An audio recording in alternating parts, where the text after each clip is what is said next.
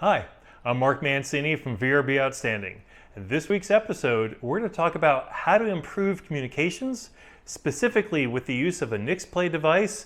And if you stay tuned to the very end of this episode, I'm going to share with you a very special communication secret from VRB Outstanding. So stay tuned.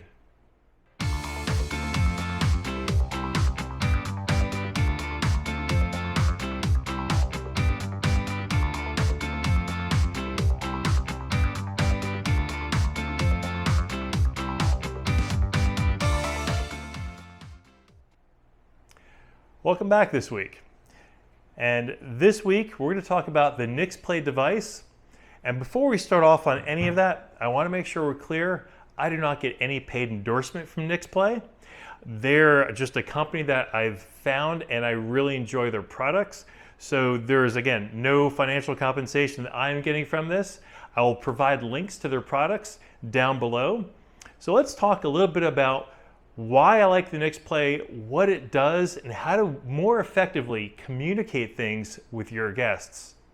Now, in the over decade I have spent with short-term rentals and hosting guests, I found a few things that work and a few things that don't work. Now, I always email guests a PDF of our house rules a couple weeks prior to their arrival. Also in there, I put suggestions of things to do in the area as well as restaurants that we enjoy going to.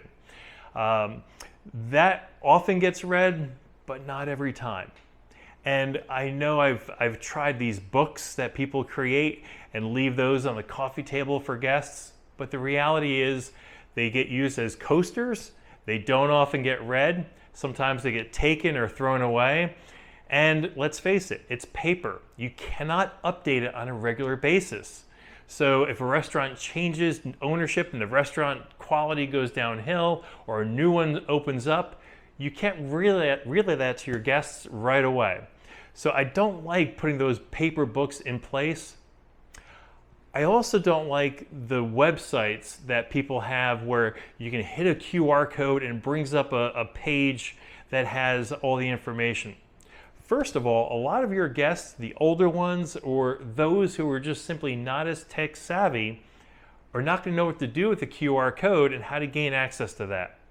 And it kind of makes them feel a little bit left out, and it just doesn't sit well with some guests. So I avoid the use of QR codes. One exception is my wife's plaques where she's got her artwork, but she also puts her URL to her website there as well. So I'm not a huge fan of those QR codes people leave out. Now, another way people have tried, and I've tried this as well, especially for the Wi-Fi password. We actually had it on a refrigerator magnet affixed to the refrigerator. And I don't mean a small one. We had a pretty sizable one. We also had information about who to contact for emergency, after hours, and so forth. And I would tell you at least once or twice a season, we've had a guest reach out to us the day they checked in, what's the Wi-Fi password? Evidently, they didn't go to the refrigerator yet because they would have seen the answer to that. So there's better ways to communicate efficiently and effectively to your guests. Now, the reason why I like a device like the Nixplay, which is basically just a picture frame that is not only updatable remotely, but it is completely unable by the guest, or the guest doesn't have the ability to screw it up. The reason I like this is the first time I put it in, I'll be honest with you. My house cleaner at the time came in with her boyfriend she was seeing, and they came into the house and they were cleaning up downstairs. I put this in place in the kitchen on the countertop, and what happened was her boyfriend came up, and as typical men do, and I could say this being a man, he saw something that resembled a TV. And he walked by and he stopped and he waited for it to cycle through a few times and see everything that was going on the screen. So after he stood there for about 2 minutes, I asked him what he thought. And he's like, "Oh, what is that?" I said, "Well, this is a way to get my guests to read information about the house." And evidently it worked. He proved my point, because men were simple creatures. And the reality is we see something that is TV-like and we stop and we gravitate towards it. We want to watch and see what it says. So for men, this is a pretty effective way to communicate. We're simple-minded creatures. But our guests actually do read this and they do enjoy it because they've made comments to me about different things they enjoyed about what we put on here. And towards the end of this episode, I'm going to put some examples up on the screen of what we show here for our guests.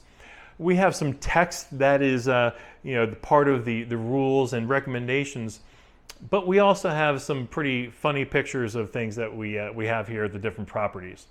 So now that you know why I use this and why over the years it's proven to be the most effective way to relay information, I want to talk to you a little bit about the device. So when you first plug it in and power it up, and so you can see the back of the device, it's basically just a power cord right here that plugs into a bendable, and this can go either landscape or portrait based upon how you want to orient your display. When you first hook this up, it has a remote control and it'll walk you through the setup with creating or logging into your account if you already have an existing account and Nixplay set up. And also it'll ask for your Wi-Fi name and password so it could be set up on there. Now, once you set this up with your remote control, you can then take care of everything either through the app or through the website. Now, this remote control, we do not leave out for the guests. We put this in our owner's closet. There is no need for that remote. Once you remove that remote, there is no button or anything on here a guest can screw up. The only thing they can do is unplug it, either from here or from the wall, which means this thing is foolproof for our guests. Now, you'll see on here a couple different squares, and they are two things. They are motion detectors and light sensors. So basically, we have it set up, and you can too. It is totally user adjustable, where you can have nighttime hours. So for instance, you can have it where after 10 o'clock at night, it automatically dims and turns off, and it comes back on at, say, 7 a.m. And when it dims and turns off, it's going to be a black screen, and the only thing that's going to be there is the date and time. Now, that date and time at the bottom right-hand corner is totally optional, but I think it's a great touch. Now, again, this is a picture frame, okay? It's sold as a picture frame. But the great thing about this is you do not have to be on site where the product is to update it. So when you log into the website, there are two things. There are playlists per location, and there's devices. Now, we've got a couple properties. One house just has one Nixplay device. Therefore, it's got the one playlist for the one device. Here at the Oasis, we've got two homes on the property. So we've got two Nixplay devices, but we have one playlist. That same one playlist is for both devices. So if we make an update to the playlist, it affects both devices. It makes it easier to update and handle and manage. But the other thing is too, is if you have a home that's a large home, maybe you have it on 3 levels, maybe it's several thousand square feet, because I know some of you have those large homes. You can put one of these on each level. With a small home, you just have one, that's fine. They do allow you, they're going to push you on a subscription.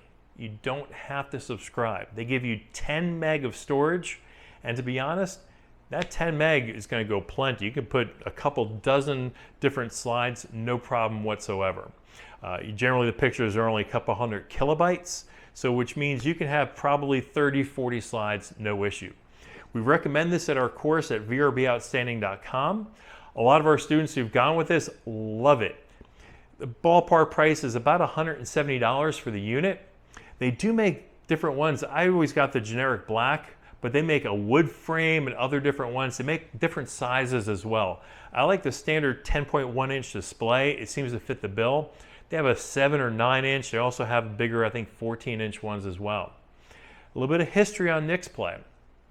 Aside from providing these picture frame devices, they also make large displays. So if you've ever seen in a conference room or in a building where they've got these large TVs, or it's multiple TVs stacked together that have one image and it rotates different things, that's usually a Nixplay device. And also in different fast food restaurants like McDonald's, they've got those LCD panels. A lot of those are Nixplay devices as well. Not only because of the hardware, but because the software that drives them is pretty darn easy to use. They take pretty much any type of image, PDF, JPEG, GIF, and so forth, and pretty much any resolution, and it'll resize it to the resolution of the screen pretty darn well.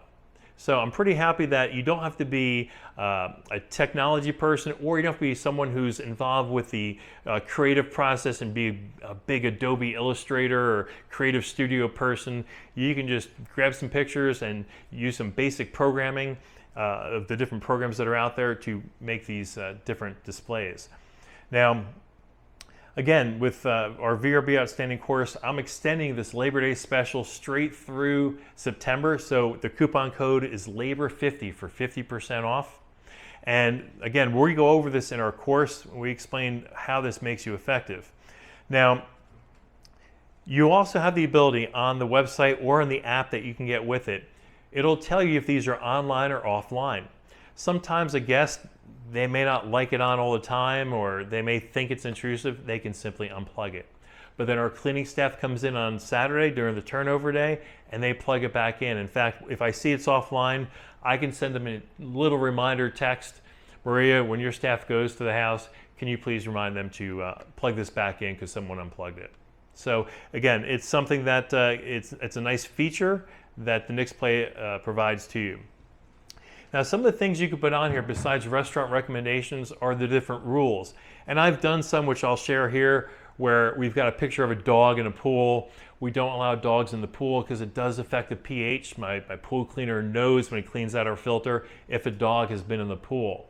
You can put no smoking information, but also for guests to put out the garbage, to remind them what days to put out the garbage, and also where to put the garbage in front of the property, because many places it's pretty specific. One of our properties, they actually have a maintenance person that takes out the garbage for them and puts it back. So we tell them that as well. If you have, for instance, dock space, and you need to let them know which dock is for which building, or which slip is for which home, we do that as well. And again, there's other little things. We've done a new kite we put up at our pool that keeps birds away. It scares birds away. And that kite, it's a hawk. So I nicknamed him Taylor after Taylor Hawkins, the late Taylor Hawkins of the Foo Fighters, the amazing drummer that we lost recently. So again, different things you can put on there, restaurant recommendations and so forth. This is by far the only thing that I've seen in over 10 years of short-term rentals that guests will gravitate to and read, especially the guys. And guys don't like reading. We'll read this and we'll see what it's about. For instance, where to refill the propane. Even though we keep extra propane on premise, we always want to let them know where to get new propane from.